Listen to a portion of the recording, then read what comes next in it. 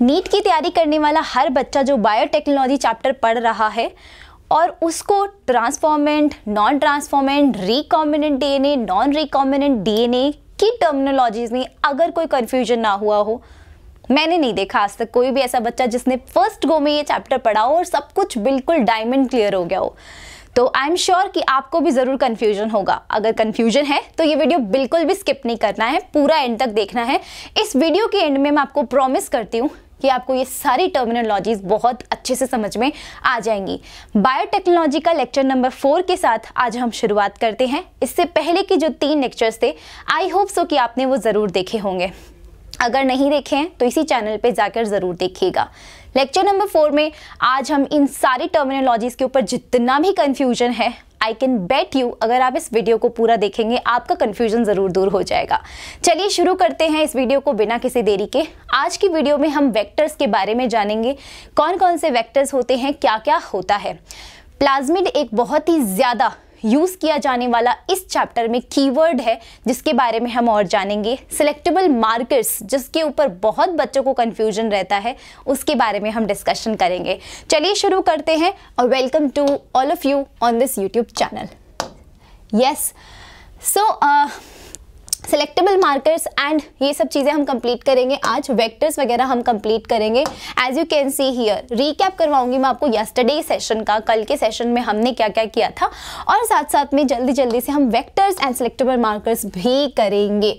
Okay, चलिए, तो ये हमने लास्ट सेशंस में हमने कर लिए थे। आई होप सो कि आपने ये ज़रूर देखा होगा कि कैसे हम जेनेटिक मटेरियल को आइसोलेट कर रहे होंगे, डीएनए को किस तरीके से अलग कर रहे होंगे, और इसके अलावा बाकी के मटेरियल से कैसे अलग कर रहे हैं, स्पूलिंग क्या होता है, रिकग्नाइजेशन साइट्स क्या होती हैं, what are the restriction enzymes, ये everything we have covered in the previous lectures. ठीक है, सेपरेशन हमने कैसे किया था वो सब भी आपको पता होना चाहिए। जेल इलेक्ट्रोफोरेसिस भी हमने एक अलग से लेक्चर ले रखा है, lecture number 2। I hope so कि आपने वो भी देखा है। तो this is the gel electrophoresis. Nuclease की कैटेगरी हमने समझी थी, what are the exonuclease, endonuclease, what are the blunt and sticky ends. अगर आपने नहीं देखी है वीडियो ज़रूर देखिएगा, क्योंकि मैंने सब कुछ क्लियर किया हुआ है। रेस्ट्रिक्शन एंजाइम की, रेस्ट्रिक्शन एंडोन्यूक्लियस की डिस्कवरी किस तरीके से की गई थी 1963 में, जो एनसीईआरटी में छोटा सा पैराग्राफ दिया हुआ है, उसके ऊपर भी हमने काफ़ी चर्चा की थी। बैक्टीरिया से ये एंजाइम निकाला गया था, कैसे निकाला गया था उसके ऊपर हमने डिस्कवर कर लिया था। ये वीडियो हमने कुछ थोड़ा सा देखा था कि इस बैक्टीरिया के अंदर से ये जो प्लाज्मिड नाम का ये जो गोल गोल आपको ग्रीन कलर का आपको डीएनए दिखा था, दैट इज द प्लाज्मिड। इस प्लाज्मिड को ही हम वेक्टर कह रहे हैं। इसके ऊपर ही आज हम चर्चा करेंगे। ओके, सो आज जो है फटाफट से मैं आपको थोड़ा सा ये बता देती हूँ। ये मैंने आपको एनसीईआरटी रीडिंग करवाई थी, आई होप सो कि आपने ज़रूर कर ली होगी। नेमिंग भी हमने रेस्ट्रिक्शन एंडोन्यूक्लियस की कर ली थी। तो वेक्टर में हमने प्लाज्मिड से शुरू करना है। पहले तो ये समझते हैं क्या होता है वेक्टर। देखो, जब मैंने आपको चैप्टर शुरू करवाया था तो मैंने क्या बताया था आपको कि इस चैप्टर का सिर्फ एक ही कॉन्सेप्ट है। इस चैप्टर का एक ही कॉन्सेप्ट है जिस पे हम काम कर रहे होंगे। ये कॉन्सेप्ट ये है कि हमें किसी एक ऑर्गेनिज्म से जीन निकालना है और दूसरे ऑर्गेनिज्म में जीन को डाल देना है और हमारे अकॉर्डिंग हमें प्रोडक्ट बनवाना है। That's it. ठीक है, एक ऑर्गेनिज्म से जीन निकाल के दूसरे ऑर्गेनिज्म में ट्रांसफर करने के 2 मेथड्स मैंने आपको बताए थे। ठीक है, let's suppose this is organism number A, this is organism number B. यहाँ से यहाँ जीन को ट्रांसफर अगर करना है तो मैं डायरेक्टली भी ट्रांसफ़र कर सकती हूँ। मतलब मुझे क्यों किसी की हेल्प चाहिए, मैं डायरेक्टली कर दूंगी। डायरेक्ट ट्रांसफ़र भी पॉसिबल है, but it's very tricky, very tricky. क्यों? क्योंकि माइक्रोस्कोपिक काम होता है ना। ये हमारे सामने कोई बड़ी सी सेल तो प्रेजेंट नहीं है जो हमें दिख रही है, अरे अरे हमारे पास में ये चीज़ दिख रही, उठाओ और उसमें डाल दो, ऐसा तो नहीं हो रहा है। ठीक है, तो इट्स वेरी ट्रिकी। ठीक है, तो हम डायरेक्ट ट्रांसफ़र ज़्यादातर यूज़ नहीं लेते हैं। हम क्या करते हैं, इस जीन ऑफ इंटरेस्ट को किसी गाड़ी पे बिठाएंगे। ठीक है, ये गाड़ी जो है हमने कुछ इस तरीके की गाड़ी बनाई थी, है ना। इस गाड़ी के अंदर हम जीन ऑफ इंटरेस्ट को बिठाएंगे और इस गाड़ी पे उठा के, गाड़ी पे इस जीन ऑफ इंटरेस्ट को बिठा के हम छोड़ देंगे ऑर्गेनिज्म नंबर बी के अंदर। ठीक है, और वहाँ से हमारा प्रोडक्ट बनवाएंगे। तो इसी गाड़ी पे हम चर्चा करेंगे। ये गाड़ी क्या है? हमारी वेक्टर। इस गाड़ी को हम एक ट्रांसपोर्ट मीडियम की तरह यूज़ कर रहे हैं। जैसे मुझे एक शहर से दूसरे शहर जाना है तो मैं कैसे जाऊंगी, चल के जाऊंगी? नहीं, मैं किसी ट्रांसपोर्ट मीडियम का इस्तेमाल करूंगी। तो उस ट्रांसपोर्ट मीडियम को यूज़ करते हुए ही तो मैं जाऊंगी। वही ट्रांसपोर्ट मीडियम है हमारा ये वेक्टर। इसका नाम ट्रांसपोर्ट मीडियम नहीं है, वेक्टर है, ठीक है। तो इसी वेक्टर के बारे में समझते हैं।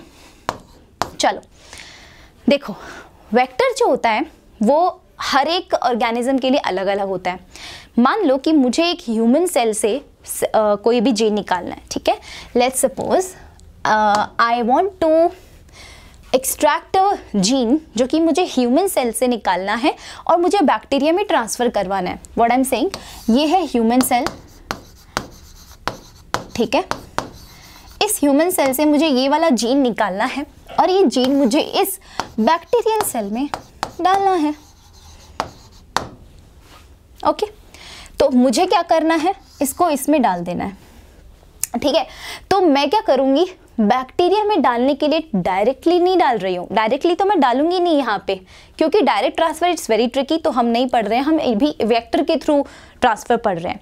तो बैक्टीरिया में मुझे चीज़ डालनी है, तो बैक्टीरिया में मुझे ऐसा वेक्टर चाहिए, ऐसा ट्रांसपोर्ट मीडियम चाहिए जो बैक्टीरिया के अंदर घुस पाए और बैक्टीरिया के अंदर जाकर मेरा जीन ऑफ इंटरेस्ट बैक्टीरिया में छोड़ दे और बैक्टीरिया फिर रेप्लिकेट कर करके अपनी बहुत सारी कॉपीज़ बनाए और उस जीन को भी रेप्लिकेट कर दे और मेरा प्रोडक्ट बहुत सारा बन जाए। दैट्स व्हाट आई वांट, ठीक है। तो मैं यहाँ पर जो गाड़ी यूज़ करूँगी, ये मेरी जो गाड़ी यूज़ कर रही हूँ, दिस इज़ द वेक्टर। और ये वेक्टर जो है बच्चों, ये बैक्टीरिया में जीन ट्रांसफ़र करने के लिए हम कौन सा वेक्टर यूज़ करते हैं, प्लाज्मिड। प्लाज्मिड ये बैक्टीरिया में यूज़ कर रहे हैं, ध्यान देना। हम अगर मुझे कोई जीन एनिमल सेल में डालना है, यानी कि ह्यूमन बींग्स में डालना है या एनिमल सेल कोई भी हो सकती है, अगर मुझे कोई जीन एनिमल सेल के अंदर डालना है तो मुझे वेक्टर दूसरा चाहिए होगा। उसके लिए रेट्रोवायरस यूज़ में लिया जाता है। एक वायरस होता है जिसके थ्रू हम ये जीन डाल रहे होते हैं एनिमल सेल में। और अगर मान लो मुझे कोई ऐसा जीन डालना है जो प्लांट में चाहिए है, प्लांट में मुझे ट्रांसफ़र करना है, तो उसके लिए अलग वेक्टर होगा। तो हर एक ऑर्गेनिज्म के लिए वेक्टर्स अलग अलग हैं, राइट। तो हम अभी बैक्टीरिया की बात कर रहे हैं, तो प्लाज्मिड हम ज़्यादातर यूज़ करेंगे अभी फ़िलहाल। तो प्लाज्मिड जो है दैट इज़ आवर वेक्टर, ठीक है।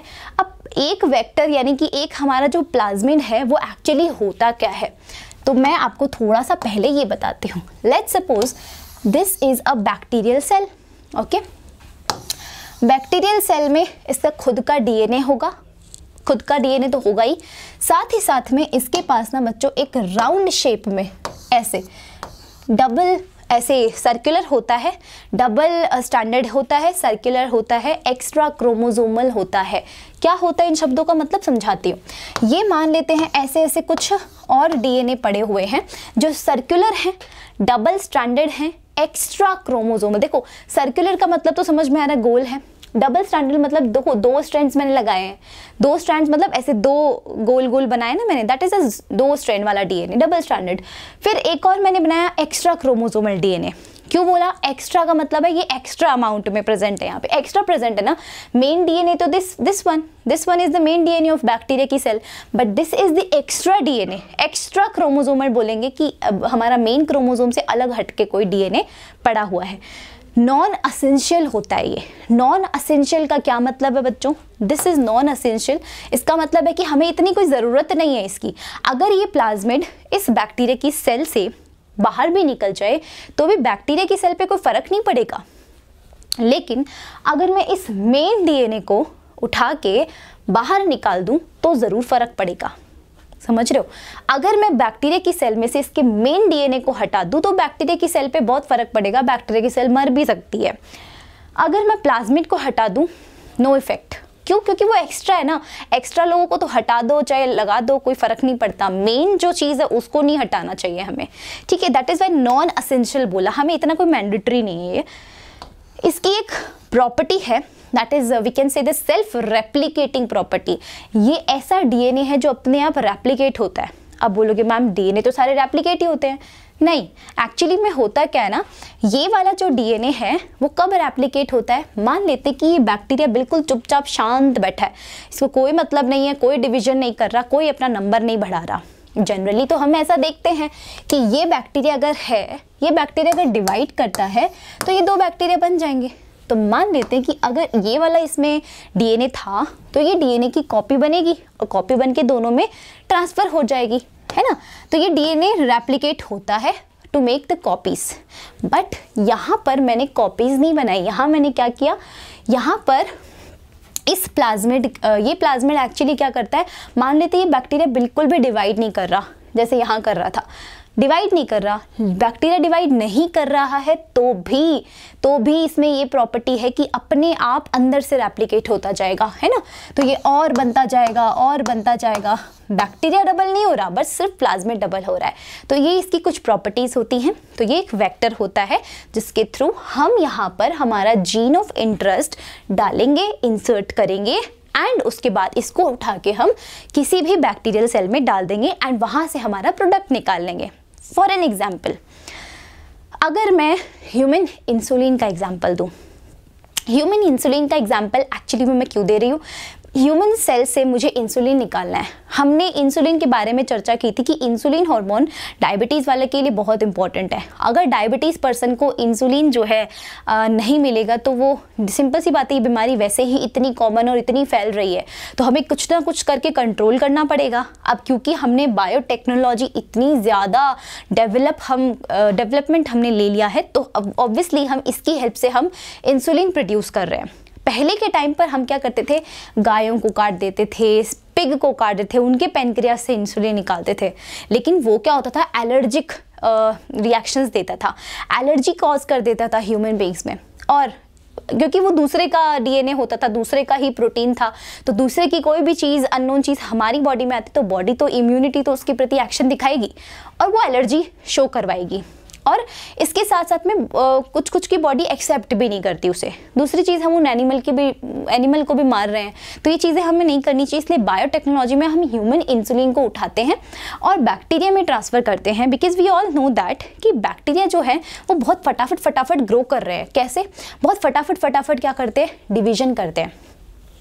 डिवीजन करने से क्या फ़ायदा होगा, मान लेते हैं कि इस बैक्टीरिया के अंदर जो मैंने अभी आपको दिखाया, दिस वन बैक्टीरिया, इस बैक्टीरिया में मैं अपना जीन ऑफ इंटरेस्ट यहाँ पर इंसर्ट करवा देती हूँ, दिस वन ब्लू कलर। अगर मैं इस बैक्टीरिया को यहाँ मतलब इसमें प्लाज्मिड में अपना जीन ऑफ इंटरेस्ट डालती हूँ तो ये प्लाज्मिड क्या हो रहा है बच्चों, डिवाइड हो रहा है, राइट। तो इसमें क्या होगा, सॉरी प्लाज्मिड नहीं, बैक्टीरिया की सेल डिवाइड होएगी, तो बैक्टीरिया की सेल क्या करेगी, डिवीजन करके ये वाला जीन ऑफ इंटरेस्ट डबल कर देगी। हमारा पहले 1 था, अब 2 हो गए क्योंकि इसने डिवाइड किया। तो ऐसे ही बहुत सारे, ये आगे और डिवाइड होएगा, ऐसे ऐसे ऐसे ऐसे ऐसे बहुत सारे डिवाइड, मतलब बहुत सारे बैक्टीरियाज बन जाएंगे। और बहुत सारे बैक्टीरियाज बनने का मतलब है हमारा जीन ऑफ इंटरेस्ट इतना ज़्यादा बनता जा रहा है, ठीक है। और जीन ऑफ इंटरेस्ट इतना सारा बनेगा तो हम क्या करेंगे, उन बैक्टीरियाज को निचोड़ के हमारा जो मेन जीन ऑफ इंटरेस्ट से जो प्रोटीन बननी थी इंसुलिन, तो उन बैक्टीरिया को निचोड़ के हम इंसुलिन को क्या करेंगे, एक्सट्रैक्ट कर लेंगे और वो इंसुलिन शीशियों में भर के बेच देंगे मार्केट में। ऐसा ही करेंगे हम। तो ये चीज़ होती है बच्चों, इसलिए हम क्या यूज़ कर रहे हैं, इनका यूज़ कर रहे हैं, बैक्टीरियाज में डाल रहे हैं हमारा जीन, ताकि बैक्टीरियाज हमें फटाफट हमारा जीन ऑफ इंटरेस्ट को रेप्लिकेट कर करके, मल्टीप्लाई कर करके दे, ताकि ज़्यादा से ज़्यादा अमाउंट ऑफ प्रोडक्ट हम बना पाए। That is our whole agenda, right. आगे चलते हैं। आई होप सो कि आपको प्लाज्मिड के बारे में कुछ चीज़ें समझ में आई होंगी। अभी प्लाज्मिड क्योंकि एक वेक्टर है और वेक्टर की कुछ प्रॉपर्टीज़ होती हैं। पहली प्रॉपर्टी ओरिजिन ऑफ रेप्लिकेशन है। What is origin of replication? नाम पर जाओ, किसी पे भी मत जाओ, नाम पे जाओ।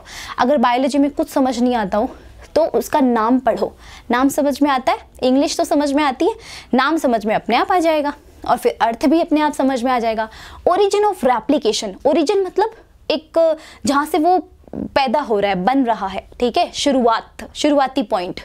रेप्लिकेशन मतलब रेप्लिका बनना, मल्टीप्लाई मतलब उसको ही रेप्लिकेट करना, बार बार उसी की ही कॉपीज बनाना, ठीक है। तो ओरिजिन ऑफ रेप्लिकेशन मतलब हमें रेप्लिकेशन करवाना है, बट रेप्लिकेशन करवाने के लिए हमारे पास ऐसा नहीं कि हम कहीं से भी रेप्लिकेशन शुरू कर देंगे।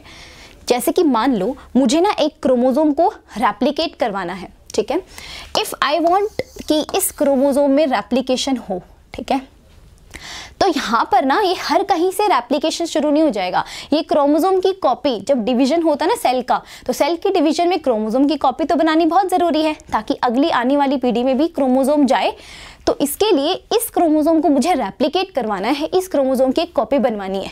तो उस कॉपी बनाने के लिए ये कॉपी कब बनेगी, कैसे बनेगी, कहाँ से शुरू होएगी, ये हर कहीं से शुरू नहीं होगी। इसमें एक पर्टिकुलर जगह होती है जिसको हम बोलते हैं ORI। ORI, what is ORI? That is origin of replication. ORI एक ऐसी जगह है, एक ऐसा पॉइंट है जहाँ से रेप्लिकेशन की शुरुआत होती है और ये जो क्रोमोसोम है ये क्या हो जाएगा, रेप्लिकेट हो जाएगा, इसकी एक कॉपी बन जाएगी। Okay ji, this is origin of replication. Now अब हमारे प्लाज्मिड में भी ऐसा ही होता है। क्या करेंगे ना कि प्लाज्मिड को भी तो हमें रेप्लिकेट ही करवाना है। एक्चुअली में क्या करवाना है, प्लाज्मिड को रेप्लिकेट करवाना ना, हमें हमारा जीन ऑफ इंटरेस्ट इसमें डालना है और इसकी कॉपीज़ बनवानी है। बहुत सारी कॉपीज़ बना देंगे इसके अंदर। तो इसकी कॉपीज़ बनाने के लिए इसमें भी एक ओरिजिन ऑफ रेप्लिकेशन होना चाहिए, एक ORI होना चाहिए, है ना। Let's suppose this is ORI। जितने ORI होंगे उतनी ही ज़्यादा रेप्लिकेशन होगी, ठीक है। तो कोई भी, जैसे आपकी NCERT में कुछ डेटा भी शो किया हुआ जो कि हम अभी पढ़ेंगे, कुछ ऐसे वायरस होते हैं या कुछ ऐसे बैक्टीरियाज हैं जिनके प्लाज्मिड में ज़्यादा ORI है, ज़्यादा ओरिजिन ऑफ रेप्लिकेशन है। जितनी ज़्यादा ORI प्रेजेंट होंगे उनकी कॉपीज़ उतनी ही ज़्यादा बनेंगी, ठीक है। तो ये हमारे ORIs होते हैं जहाँ से रेप्लिकेशन की शुरुआत होती है, राइट। अब हम वेक्टर्स के बारे में थोड़ा सा कर रहे थे, तो देखो वेक्टर्स जो होते हैं ना बच्चों, दो टाइप के होते हैं। अगर मैं आपको छोटा सा ऐसे एग्जांपल लेकर बताऊं कि वेक्टर्स जो होते हैं हमारे पास दो टाइप के होते हैं। पहला टाइप हमारे पास कौन सा होता है, दूसरा टाइप कौन सा होता है।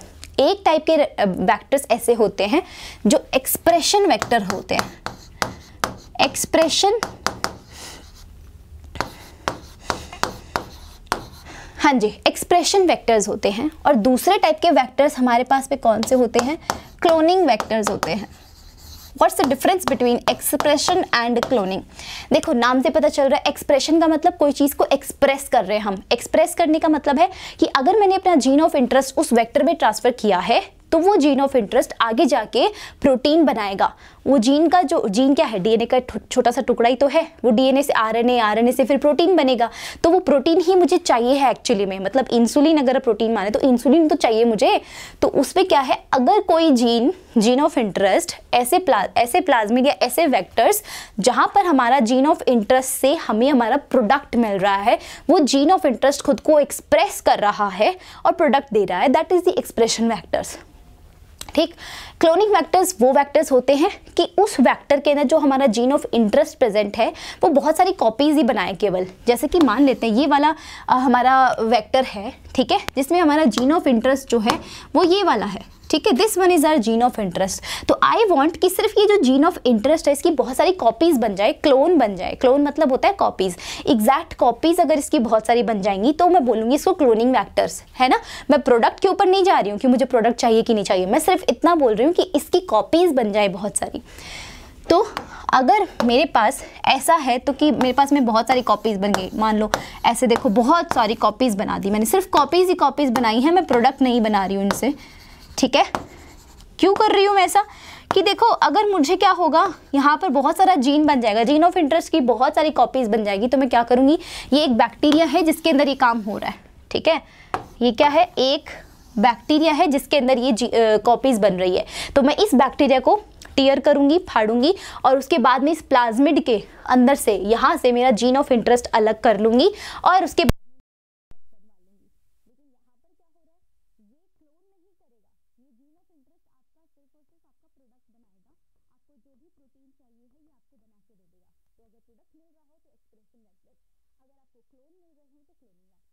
लेकिन हमें यहाँ पर क्या करना है, इंसुलिन बनाना है। लेट्स सपोज इंसुलिन तो लार्ज स्केल पर चाहिए है, बहुत सारा इंसुलिन चाहिए। बहुत सारे इंसुलिन के लिए हमारे जीन ऑफ इंटरेस्ट की कॉपी बहुत सारी होनी चाहिए।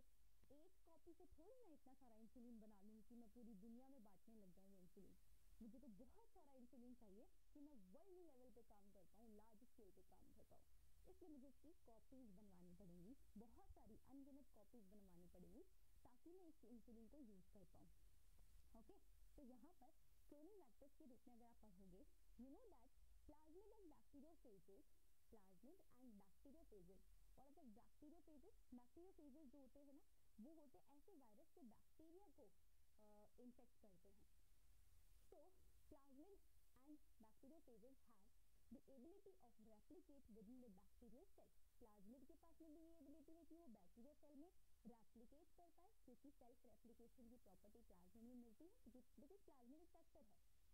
बैक्टीरियोफेज एक वायरस है और इसमें भी वो प्रॉपर्टी है कि अगर बैक्टीरिया खुद डिवाइड नहीं हो रहा तो ये बैक्टीरियोफेज जब बैक्टीरिया के अंदर एंटर कर जाएगा तो खुद से अपने आप अपनी कॉपीज बनाने लगेगा। इंडिपेंडेंट होते हैं क्रोमोसोमल डीएनए के इंडिपेंडेंट, कि क्रोमोसोमल डीएनए जो मेन डीएनए है, लाइक दिस इज अगर बैक्टीरिया, इसमें है ये क्रोमोसोमल डीएनए। अगर ये बैक्टीरिया, क्रोमोसोमल डीएनए कब रेप्लिकेट होगा?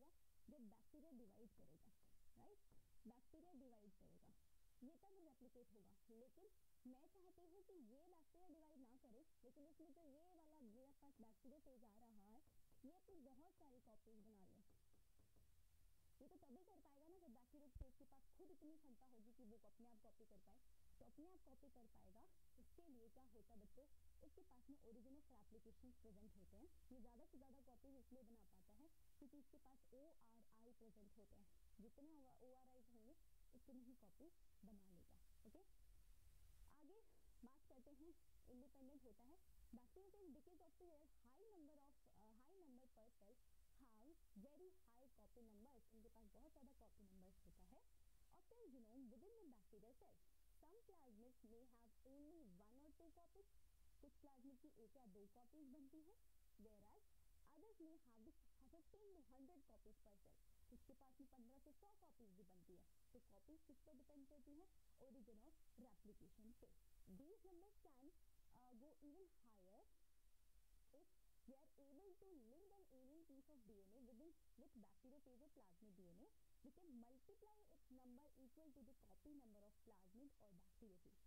क्या कह रहा है कि ये नंबर अगर प्लाज्मिड है, बैक्टीरियोफेज है, ये अपनी डिवीजन कर करके इतना नंबर ऑफ कॉपीज बना रहे हैं अपनी, इतनी हाई कॉपी नंबर है इनका, इतना हाई ओरिजिन ऑफ रेप्लिकेशन है इनके पास, तो हम हमारा जीन ऑफ इंटरेस्ट क्यों ना बैक्टीरियोफेज में एंड हमारे प्लाज्मिड में ट्रांसफर करवाएं और करवाकर हमारे होस्ट में डाल दें, ताकि ये जो प्लाज्मिड है इनके पास जितना कॉपी नंबर होगा ये प्लाज्मिड भी रेप्लिकेट करेगा और प्लाज्मिड में जो इंसर्ट किया हुआ हमारा डीएनए है, जीन ऑफ इंटरेस्ट है, वो भी साथ साथ रेप्लिकेट करेगा। क्या कह रही हूँ? ये मेरा प्लाज्मिड है, इसमें मैंने अपना जीन ऑफ इंटरेस्ट डाल रखा है इधर, ठीक है। मैं चाहती हूँ जीन ऑफ इंटरेस्ट, ये जीन ऑफ इंटरेस्ट बहुत बार कॉपी करे, ठीक है, बहुत सारा प्रोडक्ट बनाए, तो क्या करूँगी मैं इसके अंदर जीन ऑफ ये इसके पास में ओरिजिन जो है ना बहुत ज़्यादा है, ओरिजिन ऑफ रेप्लिकेशन बहुत ज़्यादा है, इस प्लाज्मिड का कॉपी नंबर बहुत ज़्यादा है, बहुत सारी कॉपीज क्रिएट कर सकता है ये, ठीक है। तो मैं तो यही चाहूँगी कि मेरा जीन ऑफ इंटरेस्ट भी बहुत सारी कॉपीज क्रिएट करे। तो मैं भी यही चाहूँगी कि मेरा जीन ऑफ इंटरेस्ट क्या करे, बहुत सारी कॉपी क्रिएट करे, ठीक है। और बहुत सारी कॉपी क्रिएट करने के लिए मुझे ऐसा ही कोई प्लाज्मिड चाहिए है जो हाई नंबर रखता हो, हाई कॉपी नंबर रखता हो। तो इस तरीके से मेरे पास में इसकी बहुत सारी ऐसी कॉपीज़ बना लेगा, मेरा जीन ऑफ इंटरेस्ट भी इसके साथ साथ में कॉपी होता जाएगा, है ना। अगर मैं मानूँ ये वाला जीन ऑफ इंटरेस्ट जो है वो मेरा इस तरीके से कॉपी होता जाएगा इसके साथ साथ में, ठीक है। तो मैं इसमें इंसर्ट अपना करवा सकती हूँ डीएनए।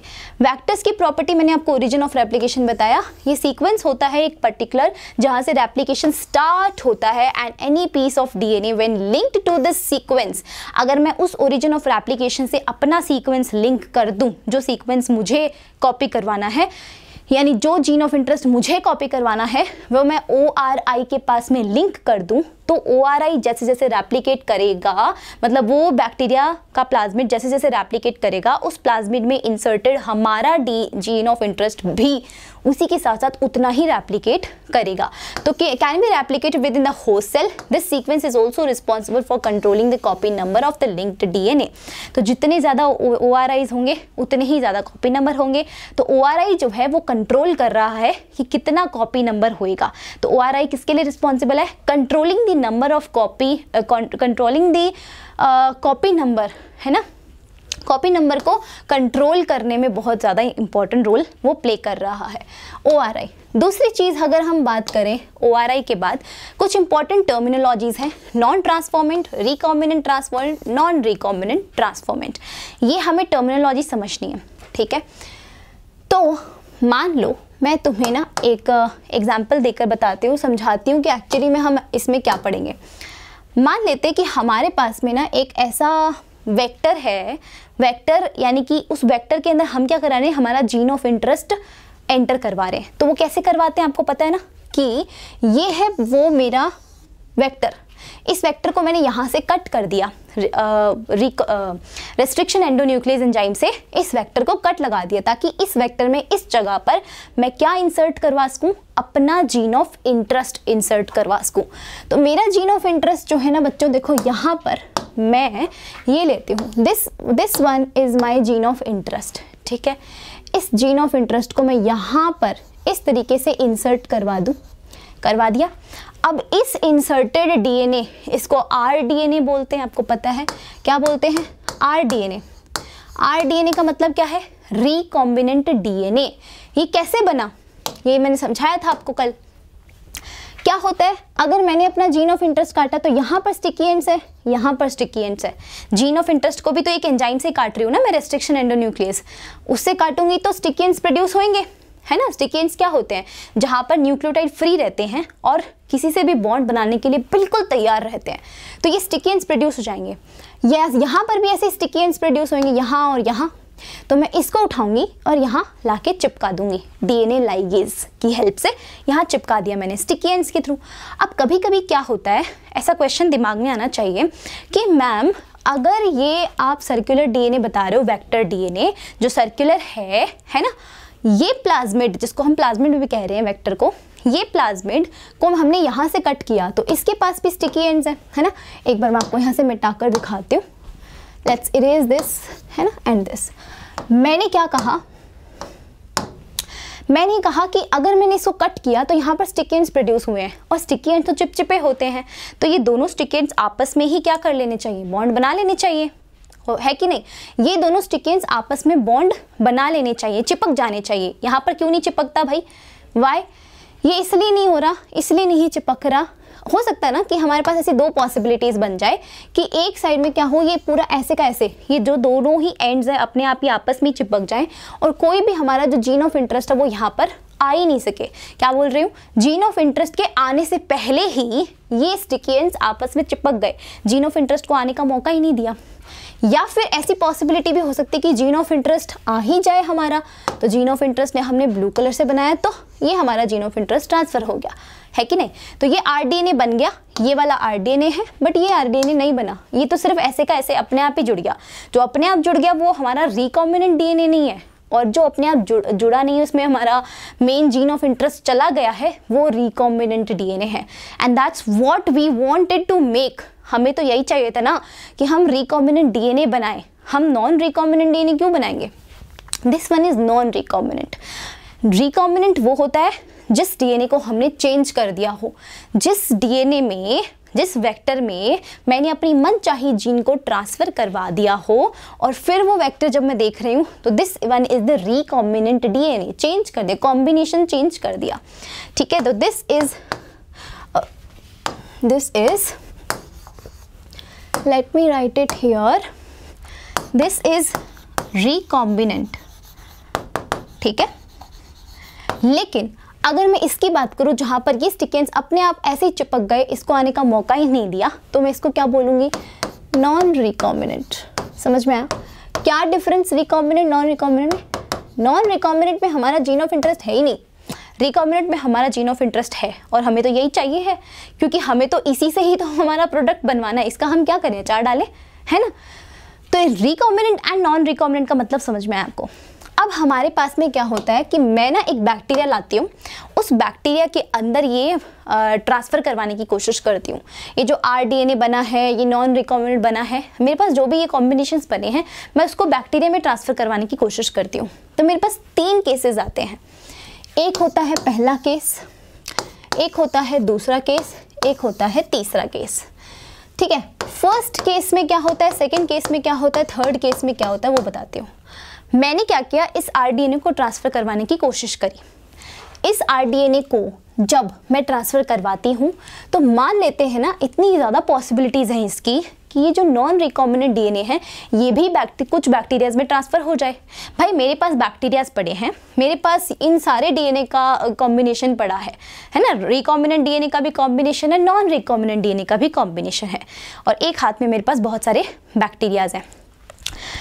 तो कितनी ज़्यादा पॉसिबिलिटीज़ है, देखो यहाँ बैक्टीरियाज हैं, यहाँ पर recombinant and non recombinant DNA है। मैं इनको उठा के इस पर डालूंगी तो कुछ ऐसे बैक्टीरियाज होंगे जिनमें रिकॉम्बिनेंट DNA गया होगा, कुछ ऐसे बैक्टीरियाज होंगे जिनमें नॉन रिकॉम्बिनेंट DNA गया होगा, और कुछ ऐसे भी बैक्टीरियाज होंगे जिसमें दोनों ही नहीं गए होंगे। समझ रहे हो, कुछ ऐसे बैक्टीरियाज होंगे जिसमें दोनों ही नहीं गए होंगे, तो वो ये वाले मान लेते हैं अपन। कुछ ऐसे बैक्टीरिया जिसमें हमारा जीन ऑफ इंटरेस्ट वाला, यानी कि जो ये था, ये दिस वन रिकॉम्बिनेंट DNA वो ट्रांसफ़र हो गया है ना, जो हम चाहते थे RDNA जहाँ पर हमारा जीन ऑफ इंटरेस्ट लगा हुआ था वो ट्रांसफ़र हो गया। और कुछ ऐसे भी बैक्टीरियाज आए जहाँ पर सिर्फ और वो ऐसे ही मतलब without gene of interest he transfer हो गए। तो इसको हम क्या बोलते हैं बच्चों, ये हमारा रिकॉम्बिनेंट DNA वाला ये रिकॉम्बिनेंट DNA वाला बैक्टीरिया है, ये बिना रिकॉम्बिनेंट DNA यानी नॉन रिकॉम्बिनेंट DNA वाला बैक्टीरिया है, और इसमें तो कुछ है ही नहीं। तो दो टर्मिनोलॉजीज आती हैं यहाँ पे, एक होते हैं ट्रांसफॉर्मेंट्स, एक होते हैं नॉन ट्रांसफॉर्मेंट्स। ट्रांसफॉर्मेंट्स वो हैं जो ट्रांसफॉर्म हो गए, और नॉन ट्रांसफॉर्मेंट वो हैं जो ट्रांसफॉर्म हुए ही नहीं। मतलब जो बैक्टीरिया मैं पहले लाई थी वो बैक्टीरिया अब भी वैसा ही है। जब मैंने उनके ऊपर इतने सारे RDNA, नॉन RDNA सब कुछ छिड़क दिया तो भी वो बैक्टीरिया वैसा का वैसा है। उस बैक्टीरिया में ना तो RDNA एंटर किया, ना तो उस बैक्टीरिया में रिकॉम्बिनेंट DNA एंटर किया, ना ही उस बैक्टीरिया में नॉन रिकॉम्बिनेंट DNA एंटर किया। तो वो ऐसी सेल्स हैं बैक्टीरिया की जहाँ पर ना तो रिकॉम्बिनेंट DNA है, जहाँ ना तो नॉन रिकॉम्बिनेंट DNA है, दोनों ही नहीं है, उनको बोलते हैं बच्चों वो ट्रांसफॉर्म हुए ही नहीं, वो बदले ही नहीं। ट्रांसफॉर्म होने का मतलब तो बदलना होता है ना, ये बदले ही नहीं। तो मैं इसको क्या बोलूँगी, नॉन ट्रांसफॉर्मेंट्स। मैं इसको नीचे लिख देती हूँ थोड़ा, non transformants. Non transformant and transform का मतलब समझ में आया। ट्रांसफॉर्मेंट का मतलब है बदल रहा है, नॉन ट्रांसफॉर्मेंट का मतलब है अपनी ओरिजिनल कंडीशन से बदल ही नहीं रहा। नॉन ट्रांसफॉर्मेंट वो है जो अपनी ओरिजिनल कंडीशन से बदल ही नहीं रहे। ये दो टाइप के बैक्टीरिया बदले, बट इनमें भी फ़र्क आ जाता है। ये दोनों में क्या लिखूं, क्या मैं इसको ट्रांसफॉर्मेंट लिख दूं? यस, मैं इसको ट्रांसफॉर्मेंट लिख देती हूँ। ठीक है, इसको ट्रांसफॉर्मेंट लिखा, इसको भी मैं ट्रांसफॉर्मेंट लिख देती हूँ। लिख दिया, कोई दिक्कत समस्या? कोई समस्या नहीं है। ये भी ट्रांसफॉर्मेंट है, ये भी ट्रांसफॉर्मेंट है, बट डिफरेंस क्या है? कुछ तो डिफरेंस होगा दोनों में। यस, इसमें नॉन रिकॉम्बिनेंट DNA डला है, इसलिए मैं इसको क्या बोलूँगी, नॉन रिकॉम्बिनेंट DNA ट्रांसफॉर्म्स। और इसको मैं क्या बोलूँगी, इसमें रिकॉम्बिनेंट DNA गया है तो इसको क्या बोलूँगी, रिकॉम्बिनेंट ट्रांसफॉर्मेंट्स। ठीक है, रिकॉम्बिनेंट DNA ट्रांसफॉर्मेंट्स। ठीक है, तो यहाँ क्या मैं लिख दूँ, नॉन रिकॉम्बिनेंट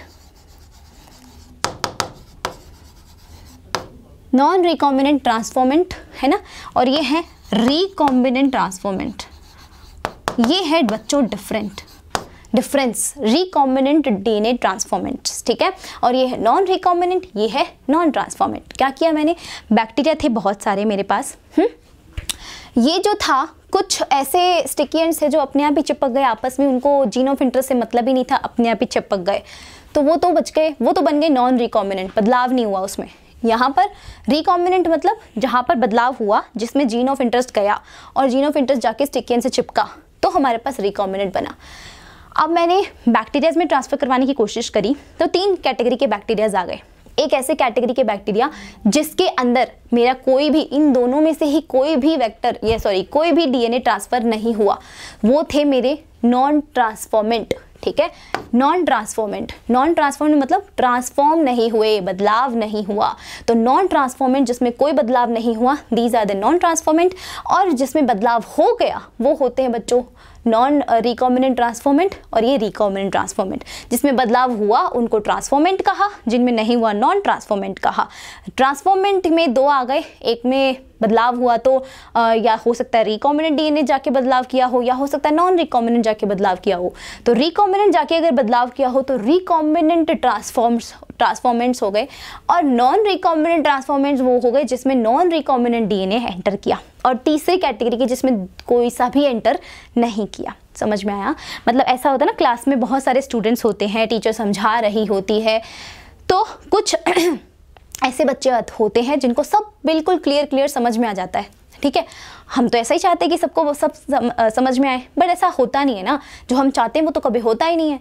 तो कुछ ऐसे बच्चे होते हैं जिनको सब समझ में आता है, पर कुछ ऐसे भी बच्चे होते हैं जिनको कम समझ में आता है, और कुछ ऐसे भी बच्चे होते हैं जिनको कुछ भी समझ नहीं आता है। तो जिनको कुछ समझ नहीं आता वो है नॉन ट्रांसफॉर्मेंट। उनमें कोई बदलाव ही नहीं, उनकी सोच में, उनके ज्ञान में कोई बदलाव नहीं, उतना ही उतना पड़ा ज्ञान, क्योंकि समझ ही नहीं आया कुछ। दूसरे जिनको सब समझ में आ गया, जो हम चाहते थे एक्चुअली में, हमें तो यही चाहिए ना, हमें तो रिकॉम्बिनेंट वाले ही बैक्टीरियाज चाहिए थे, ऐसे बैक्टीरियाज ही चाहिए थे जिसमें हमारा जीन ऑफ इंटरेस्ट ट्रांसफ़र हो जाए और उन बैक्टीरियाज को मल्टीप्लाई करवा के हम हमारा प्रोटीन प्रोड्यूस करवा लें।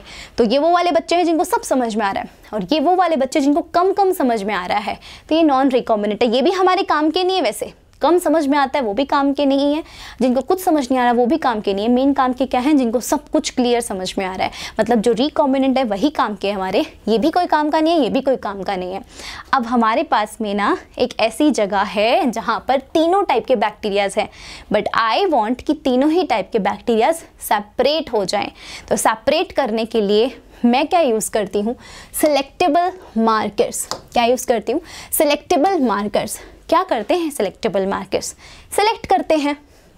ऐसी कोई मार्कर्स होते हैं जिनसे मैं सेलेक्ट कर पाऊँ कि अच्छा हाँ मेरा रिकॉम्बिनेंट डीएनए ये रहा, अच्छा नॉन रिकॉम्बिनेंट ये रहा। अब मैं देख के तो पता नहीं लगा सकती, क्योंकि बहुत ज़्यादा माइक्रोस्कोपिक होता है ये, है ना। आंखों से देख के तुम पता थोड़ा ना लगा सकते हो कि अरे मेरी चीज़ तो ये रही, उठा लो, चलो उठाओ और इसको होस्ट में डाल दो, अपना प्रोटीन बनवा लो। इतना आसान नहीं होता ये, है ना। इसलिए सेलेक्टेबल मार्कर्स की खोज हुई। इसमें हम क्या करते हैं? सिलेक्टेबल मार्कर्स एक्चुअली में क्या होते हैं? ये कुछ ऐसे जीन्स होते हैं, these are that genes. Selectable markers कुछ ऐसे जीन्स हैं जो हमें मदद करते हैं ये पहचानने में कि कौन से बैक्टीरिया ट्रांसफॉर्म हुए और कौन से बैक्टीरिया ट्रांसफॉर्म नहीं हुए। मतलब ये ऐसे जीन्स होते हैं जो हमें ये मदद करते हैं पहचानने में कि कौन से बैक्टीरिया ट्रांसफॉर्मेंट्स हैं, कौन से ट्रांसफॉर्मेंट्स नहीं हैं, नॉन ट्रांसफॉर्मेंट्स हैं। मतलब ट्रांसफॉर्मेंट्स का मतलब समझ में आया? ट्रांसफॉर्मेंट्स की 2 हो सकते कैटेगरी। हो सकता है उसमें हमारा रिकॉम्बिनेंट डीएनए हो सकता है उसमें रिकॉम्बिनेंट डीएनए ना हो। तो recombinant transformants and non recombinant DNA transformants, 2 type के ट्रांसफॉर्मेंट्स हो सकते हैं। पर नॉन ट्रांसफॉर्मेंट तो एक ही टाइप का, भाई उसमें बैक्टीरिया ऐसा जिसमें कुछ भी एंटर नहीं हुआ, वो नॉन ट्रांसफॉर्मेंट्स है, तो उनको अलग करने में काम आता है। तो ये क्वेश्चन बहुत बार आता है, सिलेक्टेबल मार्कर किसको पहचानने में मदद करते हैं? ट्रांसफॉर्मेंट एंड नॉन ट्रांसफॉर्मेंट में डिफरेंस करने को, या आपके रिकॉम्बिनेंट या नॉन रिकॉम्बिनेंट के बीच में डिफरेंस करने को। तो समझ में आना चाहिए, आपको याद रहना चाहिए, selectable markers always helps us to differentiate between transformants and non-transformants, not the recombinant and non-recombinant. Recombinant and non-recombinant को अलग करने के लिए हमारे पास कुछ दूसरी चीज़ें प्रेजेंट होती हैं, बट फिलहाल हम इसकी बात करेंगे तो वो ट्रांसफॉर्मेंट को नॉन ट्रांसफॉर्मेंट से अलग करने की कोशिश करेंगे हम यहाँ पर। तो इसकी बात हम करेंगे अगले सेशन के अंदर। मैं बहुत डिटेल में आपको पढ़ाना चाहती हूँ सेलेक्टेबल मार्कर, ठीक है। हालांकि हमने सोचा था क्या सेलेक्टेबल मार्कर भी हम कंप्लीट करेंगे, पर मैं आपको छोटा सा ओवरव्यू दे रही हूँ सेलेक्टेबल मार्कर क्या हो सकते हैं, क्या डिफरेंस ला सकते हैं। सिर्फ इतना डिफरेंस ला सकते हैं कि हमने क्या कर लिया, अलग कर लिया किसको, ट्रांसफॉर्मेंट को नॉन ट्रांसफॉर्मेंट से, ठीक है। तो वो चीज़ हम करेंगे अगले सेशन में, तब तक के चैनल पर बने रहिएगा। अगले चैनल में अगले वीडियो में आपको PBR के बारे में पढ़ाऊंगी, क्लोनिंग साइट्स के बारे में बताऊंगी। बहुत कन्फ्यूजिंग है, बहुत ज़्यादा कन्फ्यूजिंग होता है बच्चों के लिए ये। तो to be continued, be here on this YouTube channel. और इसके ऊपर रहने के लिए आपको सिर्फ कुछ नहीं करना, सिर्फ सब्सक्राइब करना है इस चैनल को, बेल नोटिफिकेशन ऑन करके ऑल पे ज़रूर क्लिक करिएगा ताकि आपके पास हर वीडियो का नोटिफिकेशन सबसे पहले आए। लाइक करना, शेयर करना, सब्सक्राइब करना, कमेंट करके बताना कि क्या आपका कन्फ्यूजन दूर हुआ। अगर कन्फ्यूजन दूर हुआ कि क्या होता है रिकॉम्बिनेंट, क्या होता है नॉन रिकॉम्बिनेंट, क्या होता है ट्रांसफॉर्मेंट, क्या होता है नॉन ट्रांसफॉर्मेंट, अगर कन्फ्यूजन दूर हुआ हो तो जल्दी से एक लाइक बटन ठोक देना, और कन्फ्यूजन दूर हुआ तो कमेंट्स में लिख देना, ताकि कोई भी बच्चा अगर ये वीडियो देखे तो वो कमेंट्स देखकर ही पहचान जाए कि हाँ, कन्फ्यूजन तो हमारा इस वीडियो से दूर हो गया है। तो लेट्स वॉच दिस वीडियो, ठीक है। सो इसमें हमें आपकी हेल्प की ज़रूरत है। थैंक्स अ लॉट अगर आपने वीडियो पूरा देखा है। कल मिलते हैं हम सिलेक्टेबल मार्कर्स के साथ में। Thank you, bye bye, love you all.